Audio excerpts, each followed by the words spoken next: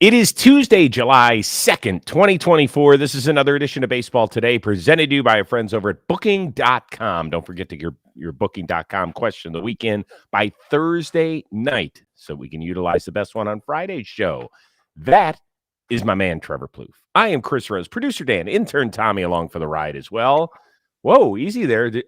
I dropped it. E5? Darn it. Start the show over. E5? Did you just drop your pencil? I got a lot of stuff in my area right now. It wasn't my fault, I swear, Coach.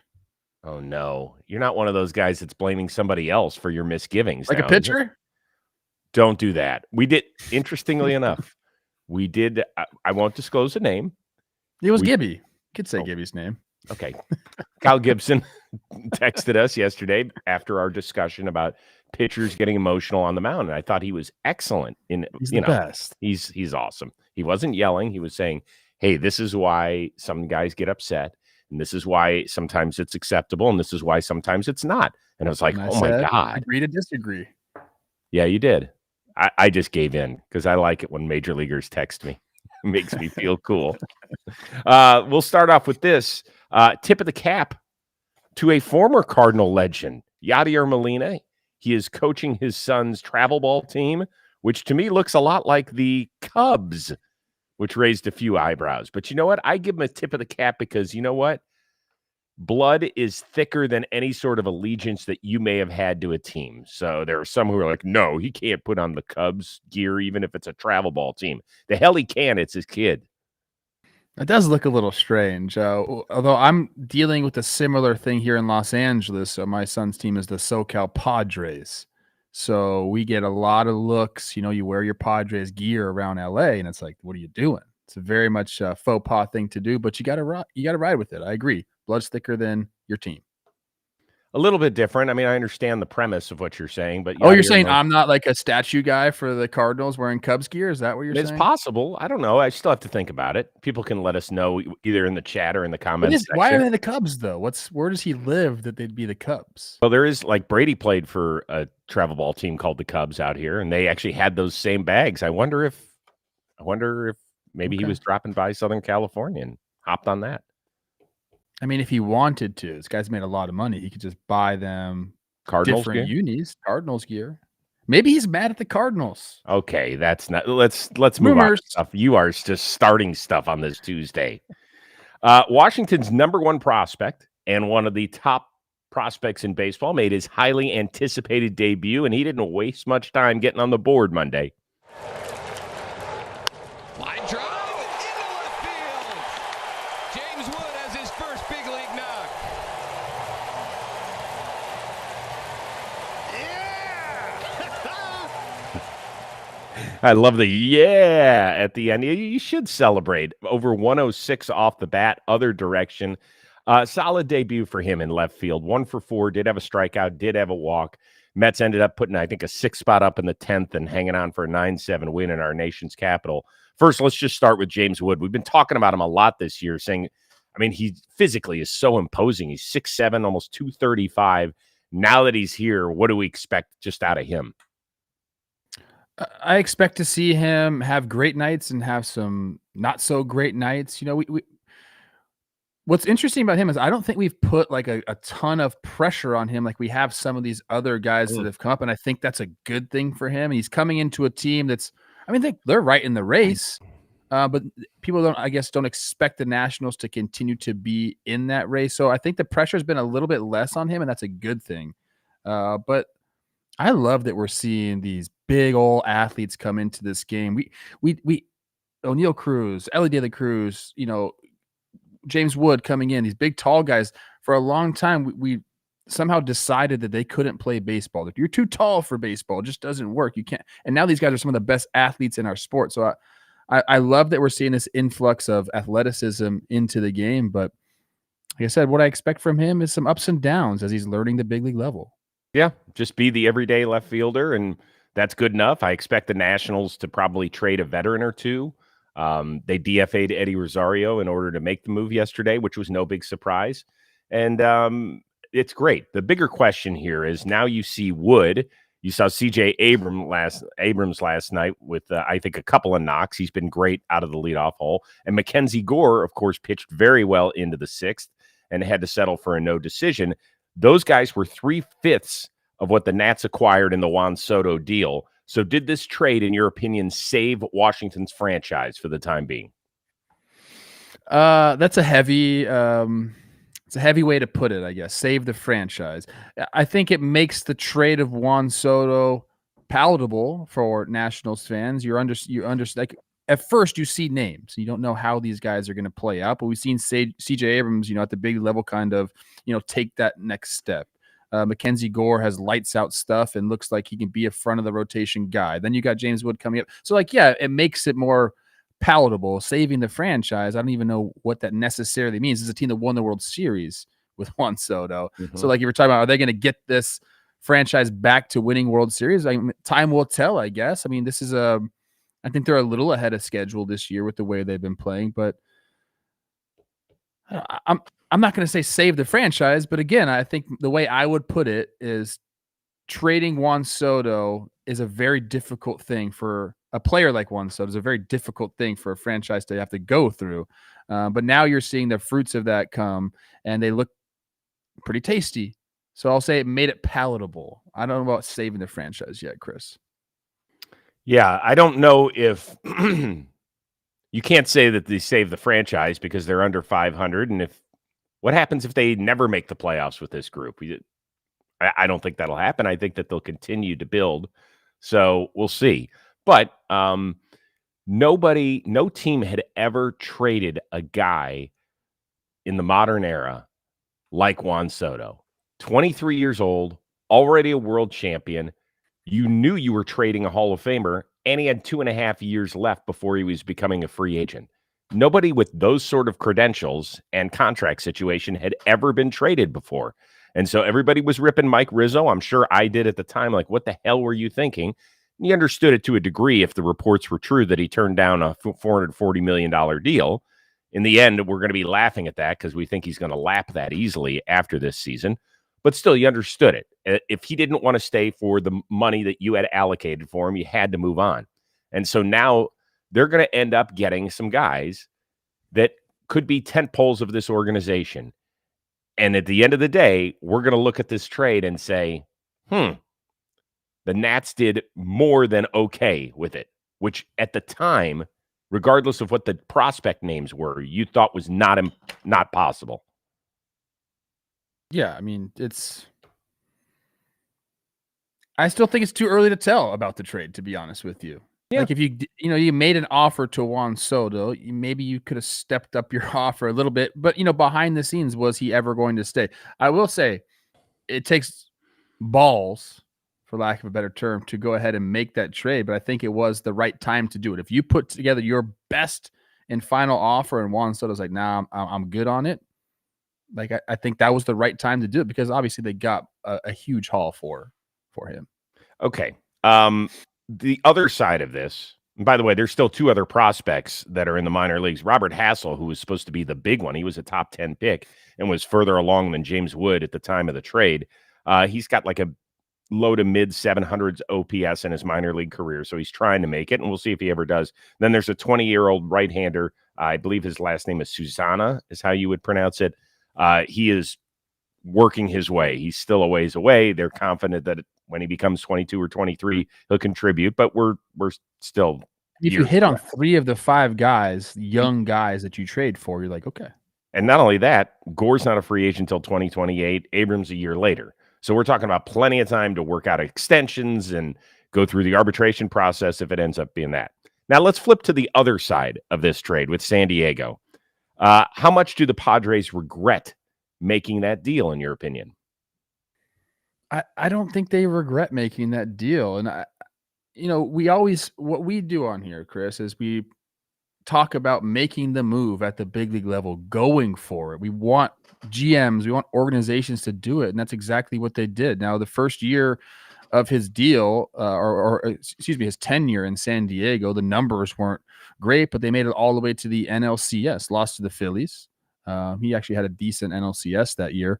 And then the next year in 2023, they don't make the playoffs, but he had like 950 OPS. Like he played lights out last year. So I don't think they regret doing it. This is a team that likes, AJ Preller likes to pull the trigger. He likes to, make his big league team better. Now, like, are they looking at CJ Abrams and saying, "Oh, we wish we had that guy"? I don't know. Like, where would he play? Are they looking at these guys saying we wish we still had him because we didn't make the playoffs in 2023? I don't think so. I think they're looking at like, hey, we made an effort to go all in, made it to the NLCS. Next year wasn't our year. I think they did the right thing. And then they traded him. They recouped some of their losses. Like, I don't think they regret it at all, to be honest with you. Like, why would you? Well, I think so. A lot of people want to look at it in black and white terms. And first of all, I don't think you can grade the overall trade for a little while because now San Diego has moved on from Juan Soto. And so they did get guys like Dylan Cease because of the Drew Thorpe part of the deal.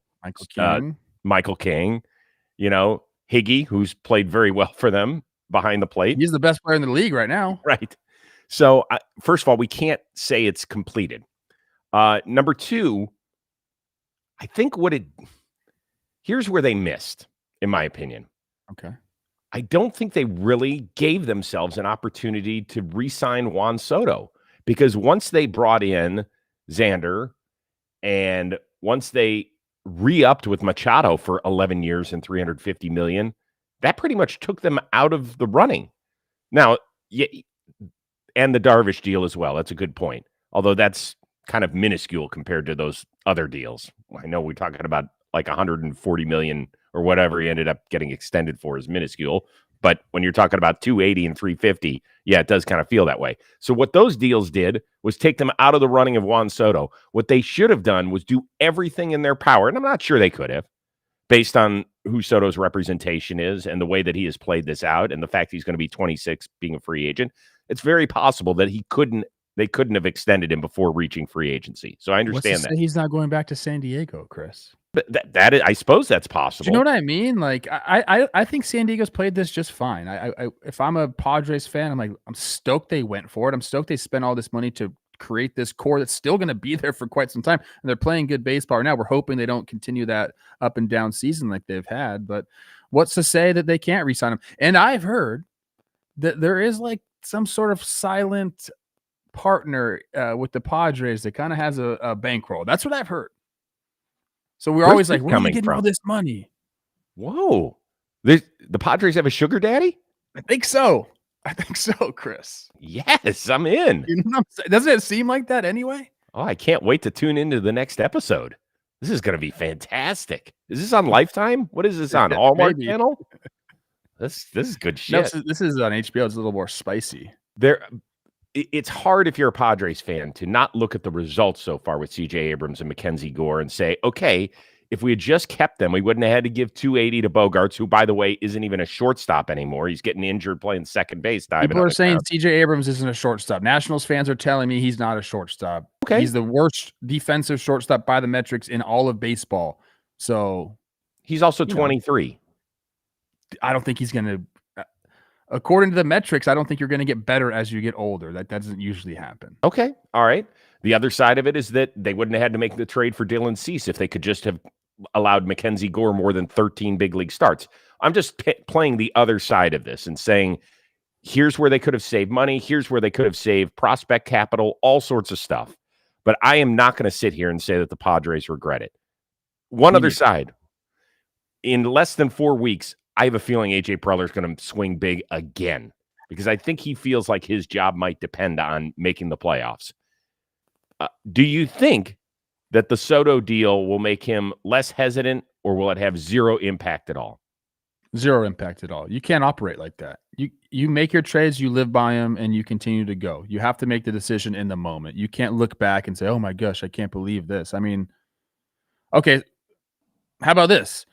And I don't think this was AJ Preller that did this, but think about the Padres, how they got Fernando Tatis Jr. So they're kind of a square on the trades if you want to think about it that way. You just have to go case by case. You can't think about the past. It's like, let's make the best decision in the moment. You can't do that. You can't be a good GM thinking about your past moves. You can't. Well, they do have 4 of the top 81 prospects, according to MLB.com. Ethan Salas, who I think is number 6 right now, nobody's getting anywhere near that kid, so you can leave him off the table. But everybody else, I would I'd imagine, trade him in a heartbeat. is probably in play, is my guess. And Preller loves making big deals. Let's remember the one that he pulled off for Mike Clevenger with Cleveland, and that was another 6 for 2 or 6 for 2 in a play or something like that. And Clevenger, that one blew up in their face and ended up costing him a bunch of players that have been very, very good major leaguers, including Josh Naylor and our buddy Austin Hedges. You love that. What are they going to do, Chris? What do they need? Well, their outfield at the beginning of the year, we were like, God, they have no outfielders. And their outfield has been phenomenal. What do they need? They probably need more pitching depth, is my guess. Everybody needs that. I know. Well, but if that's what we're looking at, and their pitching that's ranked in the top 81 prospects, nobody's close right now. So they can't go to that well to help them in 2024. But it's fun. It's fun. I love watching AJ Preller do. He's a madman. Like, he's a madman in the most fun way. He's one of those guys that just keeps it interesting. Quick reminder that today's episode of Baseball Today is brought to you by Booking.com. Booking.yeah. We are here in early July. That means everybody's still kind of planning their summer travel schedule with the family. And there's all those U.S. cities out there maybe you secretly wanted to learn more about. And yes, we're talking about your baseball rival cities. And with hotels and bed and breakfast, vacation rentals, resorts, and so much more at your fingertips away, just at Booking.com, you could find the perfect stay even in your baseball rival city. Now, think of this, right? You play 4 other teams in your own division. So that means 2 road trips a year. One of them hopefully lands during your summer vacation. You might say, if you live out west, and let's say you're a Giants fan, and you haven't had a chance to go see the Giants go play down at Petco, we know how many great places there are to stay in San Diego. Some of them, if you do your research on Booking.com, might overlook Petco, and you might say, oh, I've never wanted to go there. And then all of a sudden you get a little interested. Hey, how much fun would it be to wear some Giants gear down there rooting for our team in San Diego? And you find that perfect place that overlooks Petco, and you're like, okay, now it doesn't suck. Like, you could open up your eyes for a wonderful baseball adventure. The right stay can make you a fan of any U.S. city. Yes, even your rivals. So book today on Booking.com, an official accommodation partner of Major League Baseball, on the site or on the Booking.com app today. That'll be a blast for you. What has not been fun is what's happening on the north side of Chicago. John Paul Morosi, my buddy from MLB Network, went on his network, and then later on the day on 670, The Score in Chicago, saying that the Cubs could be on the other end of maybe an AJ Preller or somebody else's phone call soon. He said they, meaning the Cubs, are at this point now that July has begun. From what I can tell from sources right now, they are taking incoming inquiries right now. How surprised are you that at this point in the season, this is where the Cubs are?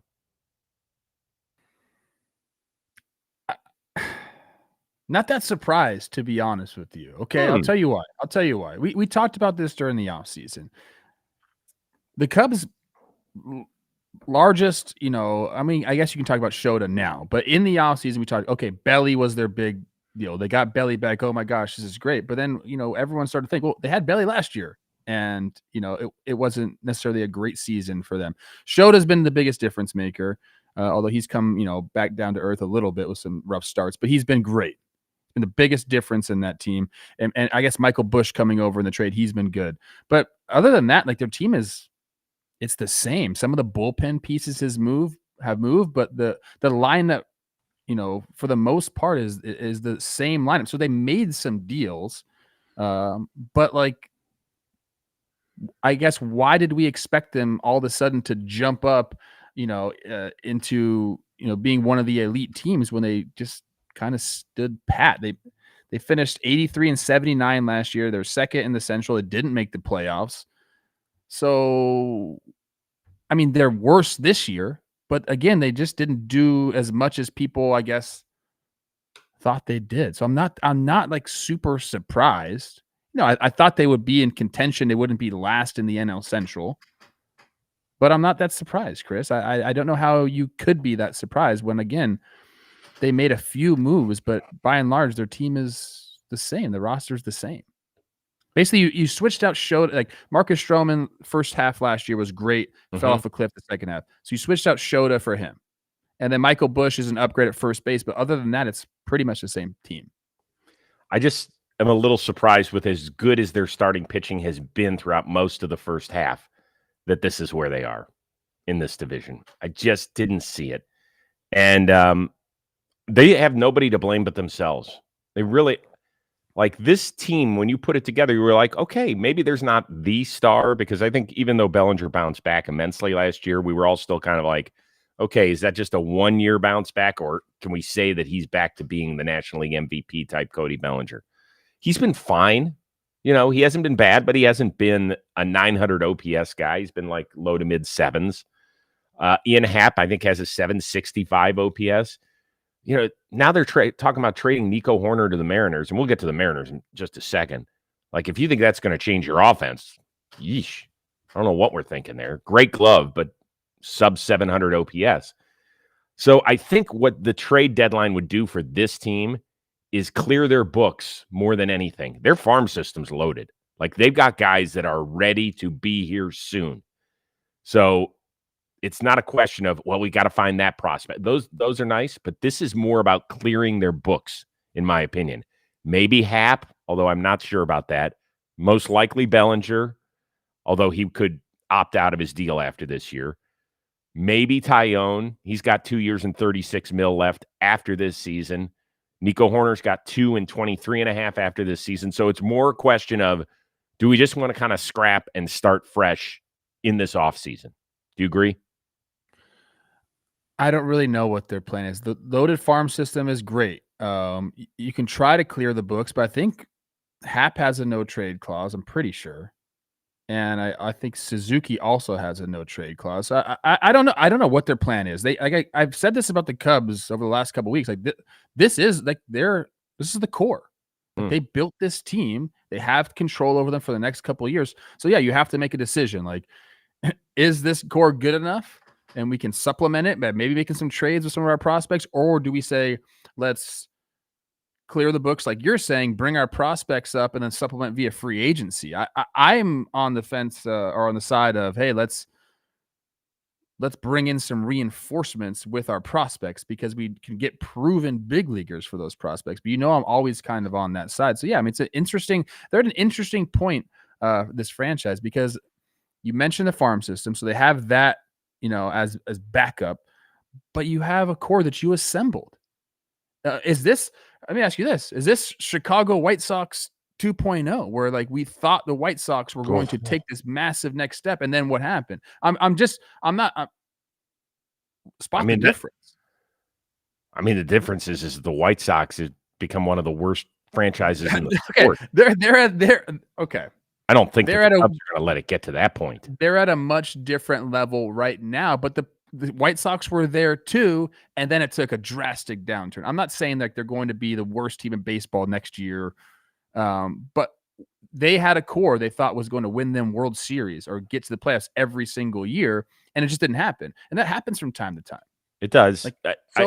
I'm just saying, are the Cubs at the point now where they have to decide on, is this group that we've built the group that we want at the big league level? All I can tell you is this. They didn't pay Craig. Don't clip that White Sox part. Don't put that on the internet. All I can tell you is this, is that the Cubs did not pay Craig Counsell $40 million so that they could spin a rebuild in the middle of his first year. You're right. But there's no way. The circumstances are what the circumstances are. I hear you. They're in last place. I think they're the third worst record in the NL, if I'm not mistaken. It's bad. It's been horrible. One other note, speaking of the city of Chicago, former White Sox shortstop Tim Anderson has been DFA'd by the Miami Marlins. That, according to Craig Mish of the Miami Herald, it has been a horrible run for him the last few years. His OPS is 463. His OPS plus is 30. I mean, we need to check him for a heartbeat when your OPS plus is 30. Yeah, he won a batting title. Yeah, he won a batting title. He's a two-time All-Star in 21 and 22. This has been, what a freaking disaster. I'd like to do a little bit more of a deep dive on that. What's happening? Is it just the velo in the game's gotten to him? I'm very curious about it. Because he's not that. He's 31. Was it the Jose Ramirez thing? Oh, Like, seriously, man, I'm just stop. saying that kind of knocks your confidence down a little bit right there. It Like, knocked more than his confidence. Tim Anderson was a guy that played with a lot of that. Like, that was his calling card, was he was just confident even when times were going poorly. And then all of a sudden you get knocked out and everyone sees it. Like, it takes a bite out of your confidence. As Shayla said, Ramirez knocked the talent right out of TA. Oh, Shay. That's brutal. Okay, we got more show coming your way, but first, a word from Trevor Plouffe. Yes. Oh, yes. If you want to compete against some of the John Boy Media people, our John Boy Media DFS League rolls on this week and all season long on DraftKings. You can make your lineup and compete against all the creators each Tuesday night of the baseball season for a shot at cash prizes. And you can win some additional prizes from John Boy Media as well. The top finisher each month will win $100 in SeatGeek credit from John Boy. And the top leaderboard finisher at the end of the regular season will win 2 World Series tickets. The Twins will be there. Are you going to be there? The league is fun. You get to play against Jake, Shelfie, Jolly, a bunch of people. Actually, Taylor Jackson says she's been playing and beating all the boys, so I love that for us. You can just kind of compete against your favorite creators, which I think is a really cool thing. If you want to get in on the action, it's not too late to sign up for tonight's contest. Just click the link in the description to join the league and then enter the contest on the league homepage. Yeah, join it today. Description will be somewhere here. All right, we continue on with the Astros. They just keep rolling. Hunter Brown, 6 shutout innings. He started July the way he ran through the month of June, which is red hot. Houston has won 10 of 11. They have closed to within 3 of Seattle in the West. 10 days ago, I think, we asked if the division was the Mariners to lose, and I think we both said yes, it was. Did we screw that up? No, I mean, it was theirs to lose. We didn't say they weren't going to lose it. They had it right here. And then all of a sudden, like a magic trick, it's like, oh, man, where'd it go? I mean, look, they're still, what are they? 3 games up on Houston. That could be gone. That could be gone by the 1 week from today. I think that we always said, and anybody that's paid attention to baseball said, Houston's not dead. Like, Houston's not going away. They still have their main group of guys. The underperformance of some of and the injuries really were building up for them. But as soon as they got healthy and got some of the better performances, we'd see them climb back into it, because that's just what they do, people. 7 straight ALCS appearances. You don't just push that aside because of the first of a bad April and May, right? June comes around. They're one of the best teams in baseball. 3 games back now. Jake asked me yesterday, put your life on the line. Who wins the AL West? And I said, if my life was on the line, I'd probably say Houston. So I don't think we were wrong in saying it was theirs to lose. I mean, it has been theirs to lose, and they have everything that you need except some offense. Again, I'll say again, they were trying to get rid of. Did you just say that? They have everything they need except some offense? Isn't that like half the game? But that's been the problem, Chris. They tried to get rid of the strikeouts. They're still the worst team, the worst strikeout percentage in all of baseball. So that didn't work. They fired their offensive coordinator early on. Like, you just got to go get some dudes. And I don't know if they were trying and just couldn't land some free agents or what it is.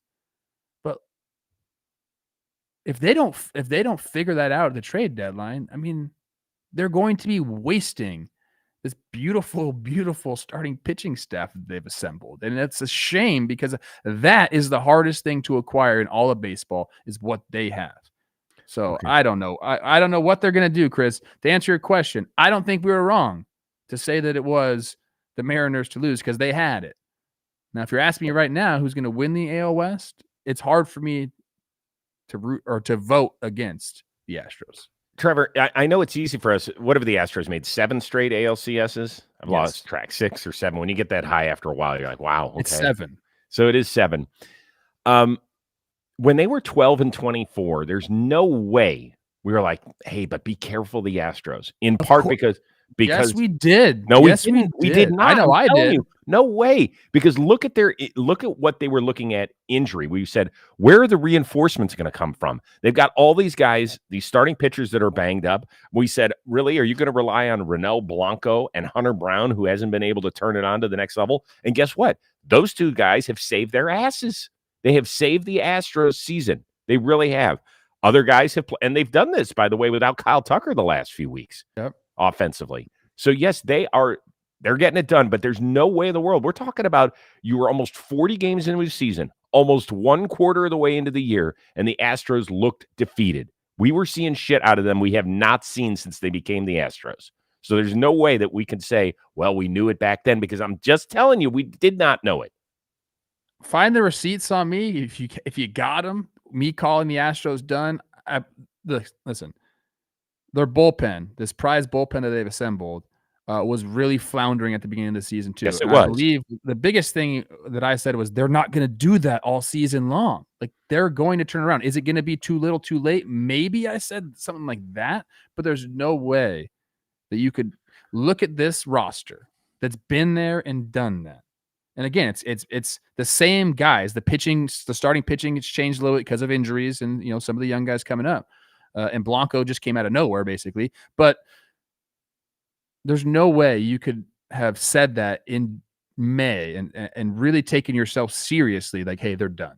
Not that they're done. You just have seen this happen too many times. I know, but what we were saying last year, it was the last day of the season that they took the West, dude. Hey, we were asking questions about the Astros that we have not done in a decade, which was, should they be sellers? Should they think about getting rid of Alex Bregman? Maybe Fromber because they don't want to extend him? What about Kyle Tucker because he's going to ask for over $200 million and they've never done that? We were asking those questions. That's all I'm saying, is that we were asking questions about the Astros, and you don't do that unless you're thinking that maybe this is the year where it doesn't happen. The other side of this is Seattle. Jerry DePoto, I don't know if he's joining us in the chat under his burner account or whatever it is. So if you are listening to this, fix it. Go find a bat. I mean, I know part of the problem is that Julio Rodriguez is nowhere. Yeah. Like, this is I don't know what's happened the last two first halves for him, because he is one of my favorite players. I love the way he plays, the energy he brings in the stadium. But shit, there's something wrong. Maybe we just have to let him sit until late July and then unwrap him, because something is going wrong there. But the rest of this, they are dead last in batting average. They're bottom 5 or 6 in OPS. It's horrible. It is, and now they're talking about getting Nico. Nothing against Nico Horner. That is not going to fix your offense. That is not going to go fix your offense. Yeah, I mean, the guys they brought in, Haniger and Garver, sub 700 and OPS. Your boy Polanco. Polanco's been hurt for the most part. And but horrible. Then, he hasn't been good when he's been playing.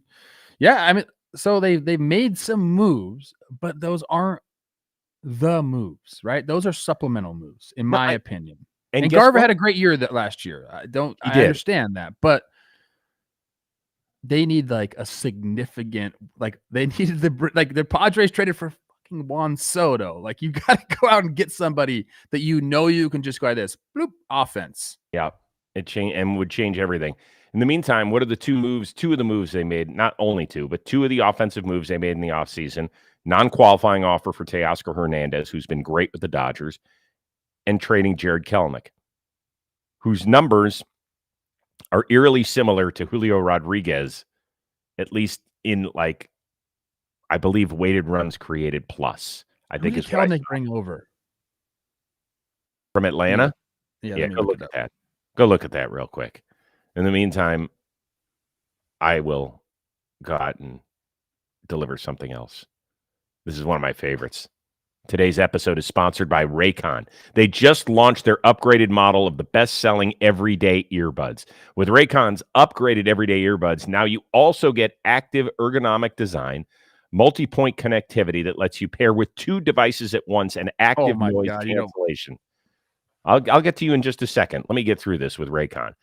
The big deal is, once again, I hate it when I have to unplug from my phone because I want to use my earbuds on my computer. If you can hook up to both, my God, that is such a time saver, and it just helps you feel better about the world. Also has 32-hour battery life, quick charge function, which means 10 minutes of charging yields 90 minutes of battery. Don't you hate it when you put your earbuds in and it's like, you have 8% left. And you're like, oh my God. So now I can't go exercise for the next 2 hours. Well, that's not the thing. You charge them for 10 minutes, you get an hour and a half of your workout. You're good to go. Or if you're like me, that takes care of about 1/5 of your workout because I'm such an animal. And I will be using these, no joke. I'll be using my Raycon everyday earbuds right after we're done because I got to go walk and get all my medication that I'm on. So head on over to buyraycon.com/today. You're going to get 15% off your Raycon order plus free shipping. That's right. You're going to get 15% off free shipping. Buyraycon.com/today. Once again, that is buyraycon with an N.com/today. All right. You were so excited. What do you got? Well, okay. I can't even find statistics. Okay. So I was wondering, like, why can't we think of who they traded Kelenic for? And it wasn't just Kelenic. It was Evan White, who they, that was kind of like a salary thing. Marco Gonzalez and Kelenic. And it was for Jackson Cower, who is, don't look at his statistics. God. Yeah, Tommy First John. 60-day IL. Statistics were bad before it.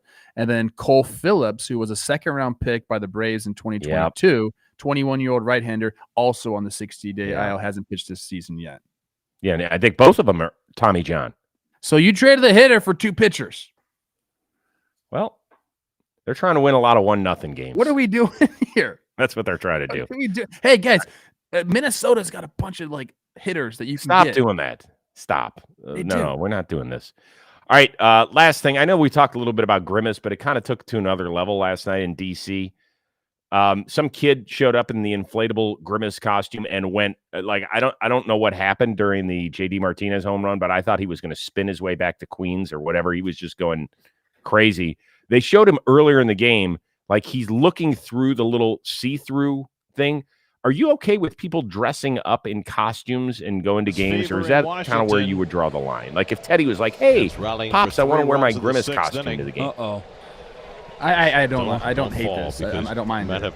Like you can dress up in whatever you want. Teddy used to go to kindergarten and dress up in costumes like almost every single day. That was like a phase he went through, and I was like a little bit embarrassed by it at first, and I was like, whatever. And like other kids started to do it. It was just like Halloween every single day. For an adult to do it, I think it's okay every once in a while. Like I don't mind that. Look, what people like people get famous in the NFL for doing that, for dressing up. There's the guys that at Lions games that dress up. There's the all the Raiders fans that get dressed up all the time. So who are we to say you can't get dressed up and come to a baseball game? Maybe we need more of this, Chris. We're just trying to have fun at games. So I'm in for it. Yeah, I am all about being whomever you are. So I would never begrudge anybody. The only thing I would worry about as a parent, are you getting enough air in that thing? Like, where are we breathing through the Grimace costume? That's the only thing. To me, I'm a safety dad. Okay, so I'd want to make sure that there's some ventilation because that thing could overheat and you couldn't see through there. There'd be some moisture. I don't know. I would have to do my full investigation into the ventilation of the Grimace costume before I sign off on letting little Josh or little Brady wear it. I don't love the association with McDonald's that much.